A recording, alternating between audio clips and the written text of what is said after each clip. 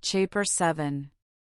The governor's hall. Hester Prynne went one day to the mansion of Governor Bellingham, with a pair of gloves which she had fringed and embroidered to his order, and which were to be worn on some great occasion of state, for, though the chances of a popular election had caused this former ruler to descend a step or two from the highest rank, he still held an honorable and influential place among the colonial magistracy. Another and far more important reason than the delivery of a pair of embroidered gloves impelled Hester, at this time, to seek an interview with a personage of so much power and activity in the affairs of the settlement. It had reached her ears that there was a design on the part of some of the leading inhabitants, cherishing the more rigid order of principles in religion and government, to deprive her of her child. On the supposition that Pearl, as already hinted, was of demon origin, these good people not unreasonably argued that a Christian interest in the mother's soul required them to remove such a stumbling block from her path. If the child, on the other hand, were really capable of moral and religious growth, and possessed the elements of ultimate salvation, then, surely, it would enjoy all the fairer prospect of these advantages by being transferred to wiser and better guardianship than Hester Prynne's. Among those who promoted the design, Governor Bellingham was said to be one of the most busy. It may appear singular, and, indeed, not a little ludicrous, that an affair of this kind, which in later days would have been referred to no higher jurisdiction than that of the select men of the town, should then have been a question publicly discussed, and on which statesmen of eminence took sides. At that epoch of pristine simplicity, however, matters of even slighter public interest, and of far less intrinsic weight than the welfare of Hester and her child, were strangely mixed up with the deliberations of legislators and acts of state. The period was hardly, if at all, earlier than that of our story, when a dispute concerning the right of property in a pig not only caused a fierce and bitter contest in the legislative body of the colony, but resulted in an important modification of the framework itself of the legislature.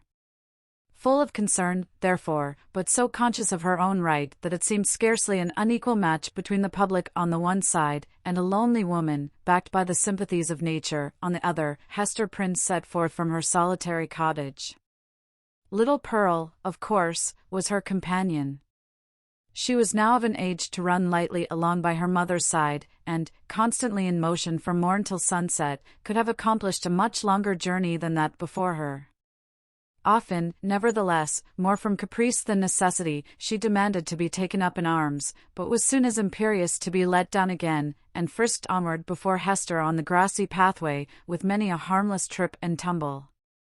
We have spoken of Pearl's rich and luxuriant beauty, a beauty that shone with deep and vivid tints, a bright complexion, eyes possessing intensity both of depth and glow, and hair already of a deep, glossy brown, and which, in after years, would be nearly akin to black. There was fire in her, and throughout her, she seemed the unpremeditated offshoot of a passionate moment. Her mother, in contriving the child's garb, had allowed the gorgeous tendencies of her imagination their full play, arraying her in a crimson velvet tunic of a peculiar cut, abundantly embroidered in fantasies and flourishes of gold thread. So much strength of coloring, which must have given a wan and pallid aspect to cheeks of a fainter bloom, was admirably adapted to Pearl's beauty, and made her the very brightest little jet of flame that ever danced upon the earth. But it was a remarkable attribute of this garb, and indeed, of the child's whole appearance, that it irresistibly and inevitably reminded the beholder of the token which Hester Prynne was doomed to wear upon her bosom. It was the Scarlet Letter in another form, the Scarlet Letter endowed with life. The mother herself, as if the red ignominy were so deeply scorched into her brain that all her conceptions assumed its form, had carefully wrought out the similitude, lavishing many hours of morbid ingenuity to create an analogy between the object of her affection and the emblem of her guilt and torture. But, in truth, Pearl was the one as well as the other, and only in consequence of that identity had Hester contrived so perfectly to represent the Scarlet Letter in her appearance. As the two wayfarers came within the precincts of the town, the children of the Puritans looked up from their play, or what passed for play with those sombre little urchins, and spoke gravely one to another. Behold, verily, there is the woman of the Scarlet Letter, and of a truth, moreover, there is the likeness of the Scarlet Letter running along by her side. Come, therefore, and let us fling mud at them. But Pearl, who was a dauntless child, after frowning, stamping her foot, and shaking her little hand with a variety of threatening gestures, suddenly made a rush at the knot of her enemies, and put them all to flight.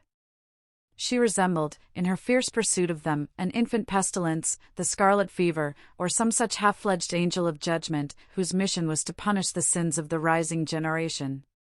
She screamed and shouted, too, with a terrific volume of sound, which, doubtless, caused the hearts of the fugitives to quake within them. The victory accomplished, Pearl returned quietly to her mother, and looked up, smiling, into her face.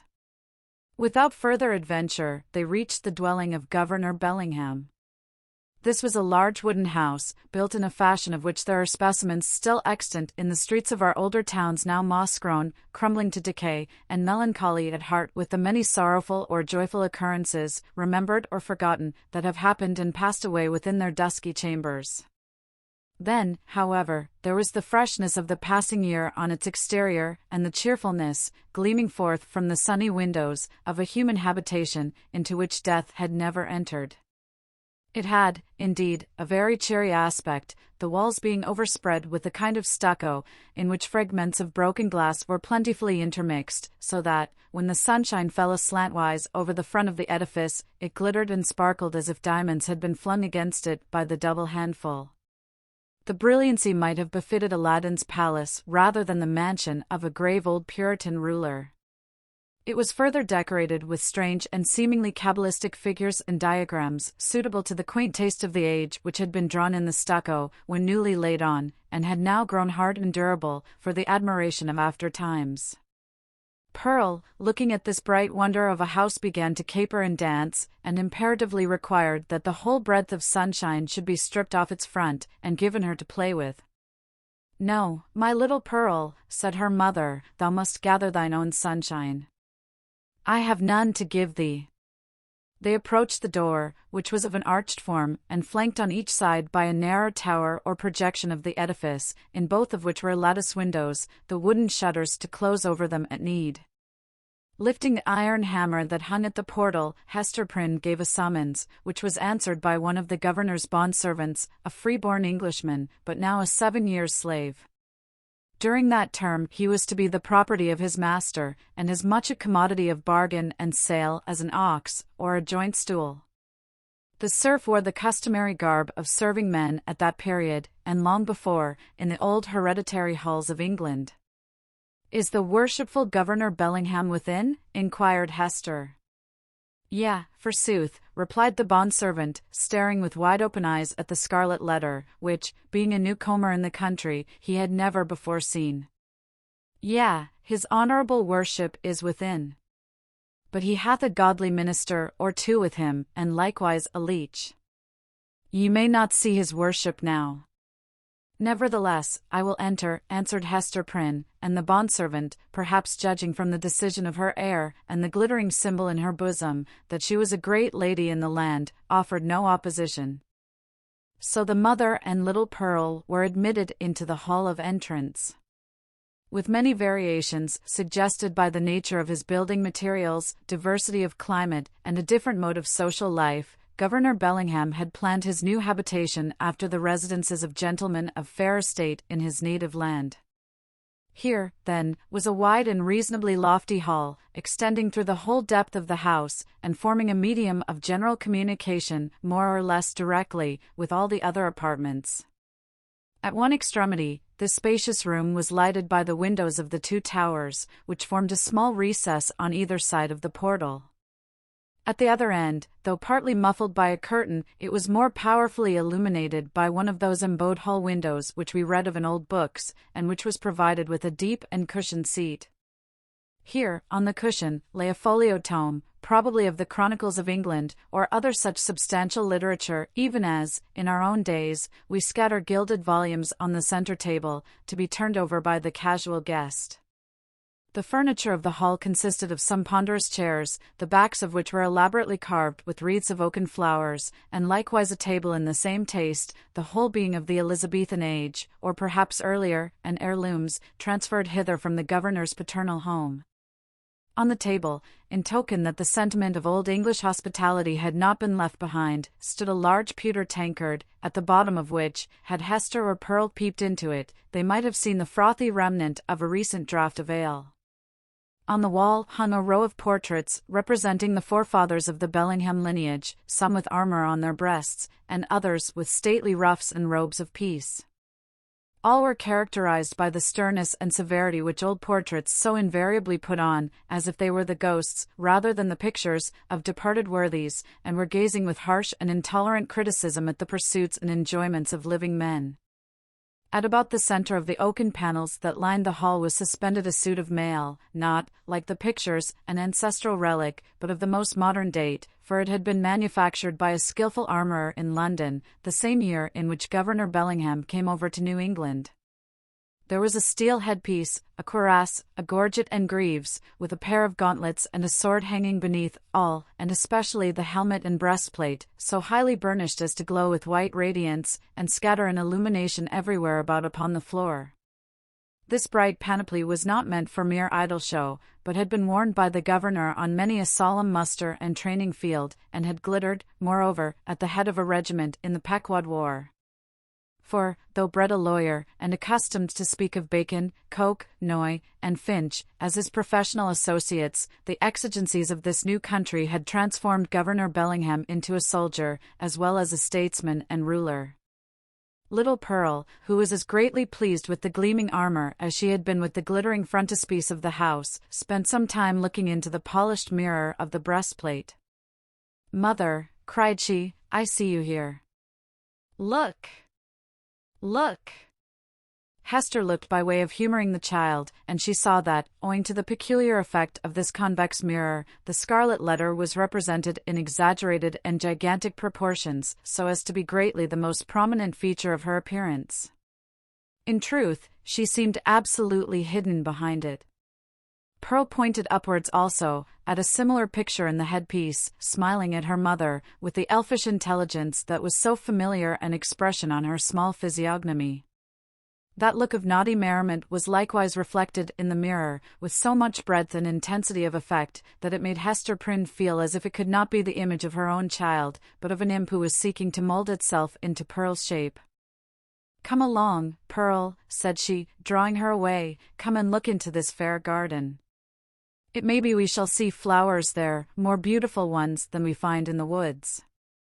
Pearl accordingly ran to the bow window, at the further end of the hall, and looked along the vista of a garden walk, carpeted with closely shaven grass, and bordered with some rude and immature attempt at shrubbery. But the proprietor appeared already to have relinquished as hopeless the effort to perpetuate on this side of the Atlantic, in a hard soil, and amid the close struggle for subsistence, the native English taste for ornamental gardening. Cabbages grew in plain sight, and a pumpkin vine, rooted at some distance, had run across the intervening space, and deposited one of its gigantic products directly beneath the hall window, as if to warn the governor that this great lump of vegetable gold was as rich an ornament as New England earth would offer him. There were a few rose bushes, however, and a number of apple trees, probably the descendants of those planted by the Reverend Mr. Blackstone, the first settler of the peninsula, that half-mythological personage who rides through our early annals, seated on the back of a bull. Pearl, seeing the rose bushes, began to cry for a red rose, and would not be pacified. "Hush, child, hush," said her mother, earnestly. "Do not cry, dear little Pearl. I hear voices in the garden. The governor is coming, and gentlemen along with him." In fact, adown the vista of the garden avenue, a number of persons were seen approaching towards the house. Pearl, in utter scorn of her mother's attempt to quiet her, gave an eldritch scream, and then became silent, not from any notion of obedience, but because the quick and mobile curiosity of her disposition was excited by the appearance of those new personages.